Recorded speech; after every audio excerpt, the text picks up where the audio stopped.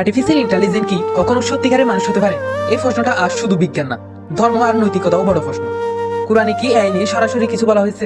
না, কোরআনে সরাসরি আর্টিফিশিয়াল ইন্টেলিজেন্স বা রোবটের নাম উল্লেখ নেই, কিন্তু কোরআনে এমন অনেক মূলনীতি দিয়েছে যেগুলো দিয়ে আজকের এই বিষয়টা বুঝতে সাহায্য হয়। কোরআনে গুরুত্বপূর্ণ ইঙ্গিতগুলো হচ্ছে, কোরআন বলে আল্লাহ মানুষকে বিশেষভাবে সৃষ্টি করেছেন, মানুষকে দেওয়া হয়েছে বুদ্ধি, চেতনা, আর সবচেয়ে গুরুত্বপূর্ণ হলো রূহ। এই যত বুদ্ধিমান হোক, কোরআনের দৃষ্টিতে রূহ ছাড়া কখনো সত্তা বা মানুষের মতো হতে পারেন না।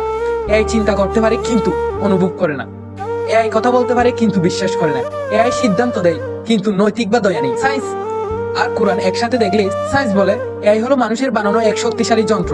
কোরআন বলে মানুষ শুধু যন্ত্র নয়, মানুষ হলো দায়িত্বশীল এক সত্তা। সায়েন্স এখনো প্রমাণ করতে পারেনি এই নিজের চেতনা বা আত্মা আছে। আর কোরআনে পরিষ্কার করে দেয় আত্মা আল্লাহর আদেশের বিষয়। মানুষ বানাতে পারে যন্ত্র কিন্তু রূহ দিতে পারে না। আমাদের জন্য শিক্ষা হচ্ছে একে ভয় নয়, বুঝে ব্যবহার করতে হবে। মানুষকে যন্ত্রের সাথে তুলনা করা ঠিক না। মানুষের মর্যাদা শুধু বুদ্ধিতে নয়, দায়িত্ব। কোরআনে আরো বলা হয়েছে, তারা তোমাকে রূহ সম্পর্কে প্রশ্ন করে, বলো রূহ আমার প্রতিপালকের আদেশের অন্তর্ভুক্ত। এর মানে যত উন্নত এই হোক, রূহ ছাড়া সে কখনো সত্যিকারের মানুষের মতো হতে পারবেন না।